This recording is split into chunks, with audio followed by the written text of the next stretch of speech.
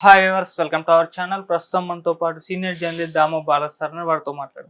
నమస్కారం సార్. నమస్తే. Sir, వైజాగ్‌కి travels మొత్తం కూడా తమ రేట్లు పెంచేశాయని చెప్పేసి అని అంటున్నారు సార్. టికెట్ రేట్లు అన్నీ కూడా బస్సులవి, ట్రైన్‌లవి అండ్ ప్లేన్‌లవి. ఎందుకంటారు? నిజంగా పెంచారా సార్ అసలు? వార్తలైతే వస్తున్నాయి. నేను హ్మ్. కొంత చెక్ చేశాను. ఖాళీలైతే ఉన్నాయి విశాఖకు. రెడ్ హ్మ్. బస్ ఇట్లాంటి యాపుల్లో నేను చెక్ చేశాను. కాకపోతే రేట్లు కొద్దిగా పెరిగాయి. బట్ ఖాళీలు లేనంత ఇదైతే ఏం లేదు. ఆల్రెడీ బుక్ అయిపోయిన పరిస్థితి ఏం లేదు. హ్మ్. కాకపోతే ఏందంటే ఈ ఇందాక ఆనం రామనారాయణ రెడ్డి ఉన్నాడు కదా! ఆనం నారాయణ రెడ్డి. హ్మ్. ఆయన మామూలుగానే సెటైర్‌లు ఏస్తా ఉంటాడు. అవును. ఆయన ఇప్పుడు ఒక సెటైర్ ఏసాడు. అదేందంటే వీళ్ళ చేసే హంగామా వల్ల ప్రైవేటోళ్ళందరూ పెంచేశారని. పెంచేసిన మాట వాస్తవమే గానీ సీట్లయితే ఉన్నాయి. ప్రతి బస్సులో 30 సీట్లు, 20 సీట్లయితే ఖాళీలున్నాయి. నేను ఎక్కువగా ఏసీ, స్లీపరు ఇవి చూశాను. ఉన్నాయి. కాబట్టి అంటే రేట్లయితే పెరిగాయి. ఓకే. మామూలుగానే ప్రైవేటోళ్ళు ఎప్పుడైనా గూడా ఒక హంగామా ఉందనుకుంటే ఫెస్టివల్ అప్పుడు అవి చూస్తుంటాం గదా! హ్మ్. రెండింతలు, మూడింతలు గూడా పెంచేస్తుంటారు. అట్లాగే దానికి తగినట్టే ఆర్టీసీ వాళ్ళు గూడా పెంచుతారు. ఎందుకంటే డైనమిక్ రేట్లని, ప్రైజెస్‌ని వాళ్ళు అప్లై చేస్తుంటారు. డిమాండ్‌ని ఓకే. బట్టి రేట్లు దీని మీద ఏం నియంత్రణ లేదు. కాబట్టి పెరిగిపోతాయి. అందువల్ల ఇప్పుడేందంటే వైసీపీ వాళ్ళు విపరీతంగా హంగామా చేస్తున్నారు. ఆడ టైమింగు అన్నీ కూడా చెప్పేశారు. ఆదివారం పైగా శనివారం, ఆదివారం జనరల్‌గానే వీకెండ్స్‌లో బస్సులు పెరుగుతాయి రేట్లు. ఇది కూడా వీకెండ్ వస్తా ఉంది కాబట్టి ఆటోమేటిక్‌గా పెరిగిపోతుంది. కాబట్టి పెరిగింది మాట వాస్తవమే. కానీ ఖాళీలైతే ఉన్నాయి. అంటే ఇంకా జనాలు బుక్ చేసుకున్నట్టుగా లేరు. ఓకే. నాకు తెలిసి ఒకటో తేదీ తర్వాత చేసుకోవచ్చు. ఎందుకంటే ఎగ్జిట్ పోల్స్ అప్పుడే ఎక్కువ వస్తాయి. ఆ రోజు ఈవినింగ్ వస్తాయి కాబట్టి ఎగ్జిట్ పోల్స్‌ని బట్టి చేసుకునే అవకాశం ఉంది. హ్మ్. ఇప్పుడేందంటే వైసీపీలో ఒక మాట వినబడేదేందంటే ఆల్రెడీ ఎగ్జిట్ పోల్స్ జగన్ చేతికొచ్చాయని. సో, ఆ ఎగ్జిట్ పోల్స్‌లో ఖచ్చితంగా జగన్ గవర్నమెంటు అంటే మరీ జగన్ చెప్పినట్టుగా 151 క్రాస్ అవ్వడం జరగదు గానీ, ఖచ్చితంగా కంఫర్టబుల్‌గా జగన్ గవర్నమెంటే మళ్ళీ గవర్నమెంట్ ఫార్మ్ చేస్తుంది. వైసీపీనే మళ్ళీ గవర్నమెంట్ ఫార్మ్ చేస్తుంది. కంఫర్టబుల్‌గా ఉంటది మెజారిటీ. సో, అంటే ఒక 110 నుంచి 120 లోపల ఉంటదనేది వైసీపీ లోపల వర్గాల నుంచి మనకు వినిపిస్తున్న మాట. ఓకే. సో, అందువల్ల వాళ్ళు వాళ్ళకి సంబంధించిన కేడర్‌కి లేకపోతే ముఖ్య నాయకులకి అందరికీ హింట్స్ ఎళ్ళిపోయినాయి. సో, మెజారిటీ ఈ ఎగ్జిట్ పోల్స్ అన్నీ కూడా మనమే వస్తాయని చెప్తున్నాయి. అట్లాగే మనం కూడా చేసుకున్నాము ఆల్రెడీ చేయించాము. అవన్నీ కూడా మనకే వస్తున్నాయి. కాబట్టి మనమే అక్కడ ఫార్మ్ చేస్తాం. మీరైతే సిద్ధంగండి అనేది హింట్ ఎళ్ళిపోయింది. అందుకనే అక్కడ ఆంధ్ర యూనివర్సిటీ గ్రౌండ్స్ అయితే బెటర్‌గా ఉంటదనేది చూసి, అక్కడ బొత్స సత్యనారాయణ ఆధ్వర్యంలో ఏర్పాట్లు స్టార్ట్ అయినాయి. ఓకే. హోటల్స్ అయితే బుక్ అయినాయని చెప్తున్నారు. హోటల్స్ ఏముంది మనం డబ్బులేం కట్టం కాబట్టి బుక్ అయిపోతుంది. బస్సులు అటు కాదు కదా! బస్సులు డబ్బులు కట్టకుండా బుక్ కాదు కదా బస్సులు. అందువల్ల బస్సులు ఖాళీగా ఉన్నాయి. హోటల్స్ అవన్నీ అయితే డబ్బులు కట్టకుండా కూడా బుక్ అవుతది కాబట్టి బుక్ చేసి పెట్టుకున్నారు. ఎందుకన్నా హ్మ్. మంచిదని. సో, అలాగా హోటల్స్ కావచ్చు, అక్కడున్న గెస్ట్ హౌస్‌లు కావచ్చు, తర్వాత విల్లాలు కావచ్చు, ఇవన్నీ ఖాళీగా ఉంటాయి కాబట్టి అవన్నీ బుక్ చేసుకొని పెట్టుకున్నారు. ఓకే. అయితే ట్రావెల్‌కి సంబంధించి ట్రైన్ అయితే ముందు డబ్బులు కట్టకుండా ట్రైన్ బుక్ కాదు. వీక్ ఈ మిగతా బస్సులనుకో ఖచ్చితంగా కట్టాల్సిందే. కాబట్టి ట్రావెల్ అయితే ఖాళీలైతే ఉన్నాయి. కొంతమంది బుక్ చేసుకుంటున్నట్టు ఉంది. హ్మ్.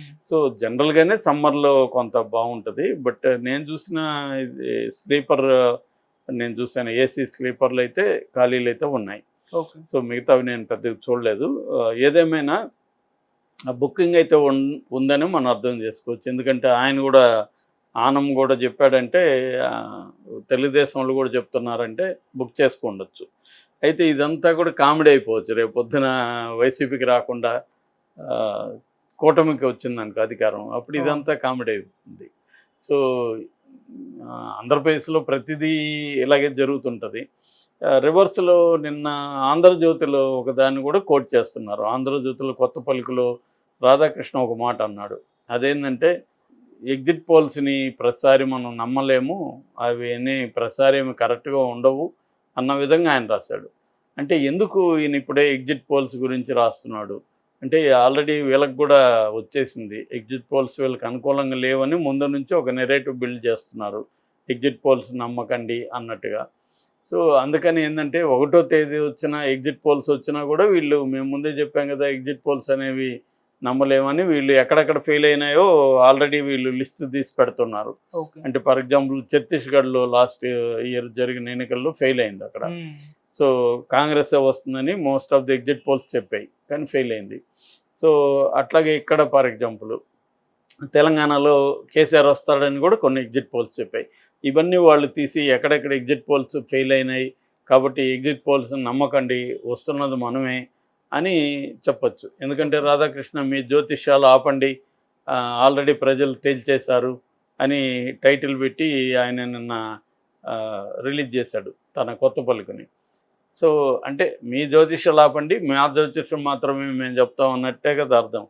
అంటే ఈయనది కూడా జ్యోతిష్యమే కదా, ఈయనట్లు చెప్తాడు తేల్చేశారు ప్రజలని, ఇది కూడా జ్యోతిష్యమే కదా. సో ఆయన ఏంటంటే ముందు నుంచి కూడా అలాంటి ఒక దబాయింపు ధోరణి, నేను చెప్పేది కరెక్టు, నేను చెప్పేది న్యాయం, నేను చెప్పేది నీతి, మిగతా ఎవడు చెప్పినా అది కరెక్ట్ కాదు, అవినీతి భ్రష్టు పట్టిపోయింది, నేను ఒక్కడే సత్యం చెప్తుంటాను అన్న ధోరణితో ఆయన ఒక్కానిస్తుంటాడు. అదే పద్ధతిలో టైటిల్ పెట్టాడు, మీరు ఆపండి మీ జ్యోతిష్యాలు, ఆల్రెడీ ప్రజలు తేల్చేశారని. ప్రజలు తేల్చేశారనే కదా జ్యోతిష్యం అవతల కూడా చెప్తున్నది. ప్రజలు ఎక్కడ ఎవరికి తేల్చారనేది నువ్వేమో తెలుగుదేశానికి తేల్చారంటావు, కొంతమంది ఏమో వైసీపీకి తేల్చారని చెప్తున్నారు. సో వైసీపీకి తేల్చారనేదేమో జ్యోతిష్యం, ఈయన చెప్పేదేమో సైంటిఫిక్. సో ఇలా ఉంటుంది అన్నమాట దబాయింపు. కాకపోతే ఆ దబాయింపులు ఎవడు నమ్మేవాడు లేదు, కేర్ చేసేవాడు లేడు, అది వాళ్ళు చేసుకుంటూ ఉంటాడు. అంటే దీంట్లో నుంచి ఇప్పుడు వైసీపీ వాళ్ళు ఏం దాన్ని బయటికి తీశారు. అంటే ఈయన ఆల్రెడీ ముందుగానే ఎగ్జిట్ పోల్స్ని నమ్మద్దు అని ఒక ప్రజలకి పిలిపిస్తున్నాడు. అంటే అర్థం ఏంటంటే తెలిసిపోయింది మనోడికి కూడా అనేది అంటున్నారు. ఇద్దరు కూడా ఒకరి మీద ఒకరు ఇది చేస్తున్నారు. కానీ కొంత వైసీపీ శిబిరంలో కదలిక ఎక్కువగా ఉంది. ఎందుకంటే విజయవాడలో అంటే అమరావతిలో మళ్ళీ ఇదైతే ఈ పాటికి హంగామా ఉండేది, తెలుగుదేశం నుంచి హంగామా కనిపించట్లేదు. అంటే అమరావతిలో మళ్ళీ చేస్తారంట, రైతులు వీళ్ళందరూ వచ్చేసి మళ్ళీ అమరావతిలో మా బాబు వస్తున్నాడు, మా అమరావతి వస్తుంది, హంగామా కనబడాలి కదా, అదేం కనబడట్లేదు. సో ఎందుకు కనబడట్లేదు అనే దగ్గరే డౌట్ వస్తుంది.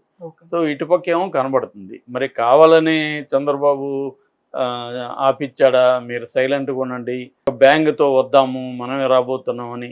అంటే రాధాకృష్ణ ఇంకొక మాట కూడా రాశాడు, చంద్రబాబు గత ఎన్నికలప్పుడు ప్రకటించాడు కానీ ఈసారి ప్రకటించలేదు, కానీ సైలెంట్గా గెలిచినాక ఏం చేయాలి, ఎలా చేయాలి, తర్వాత పేషీలు ఎవరెవరు ఉండాలి, ఈ విషయాల మీద ఆయన ఫోకస్ పెట్టినట్టుగా తెలుస్తుంది అనేది ఒక వార్త రాశాడు. దాని తర్వాత ఈరోజు కూడా ఒక వార్త రాశాడు. అదేంటంటే ఆల్రెడీ వైసీపీకి సంబంధించిన కొంతమంది అధికారులు భంగపడుతున్నారంట, మమ్మల్ని రిలీవ్ చేసేయండి, మేము వేరే రాష్ట్రాలకు వెళ్ళిపోతామని.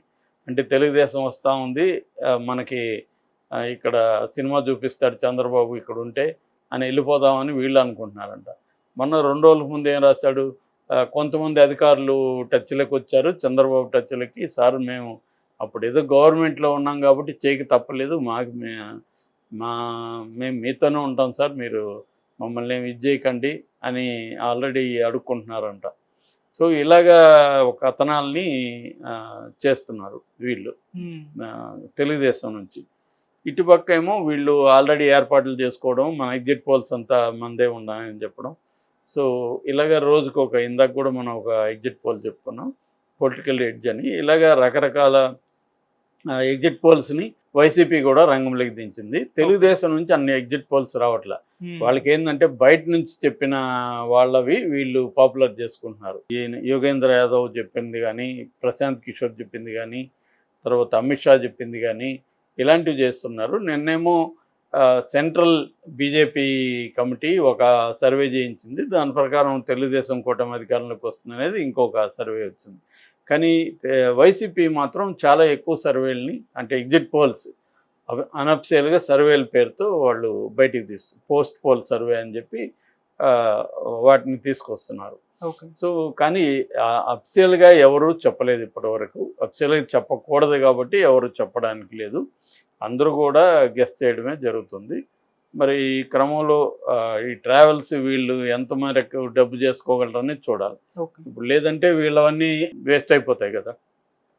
రూమ్లో అయితే ఏం ప్రాబ్లం లేదు, వాళ్ళు ఏం డబ్బులు ఇచ్చిండ్రు, ఎవరైనా బుక్ చేసుకుంటే ఆ మేరకు వీళ్ళకి లాస్ వస్తుంది. నాకే తెలిసి అయితే చాలా సీట్లు అయితే ఉన్నాయి, Okay. రేట్లు అయితే పెంచారు. Thank you so much.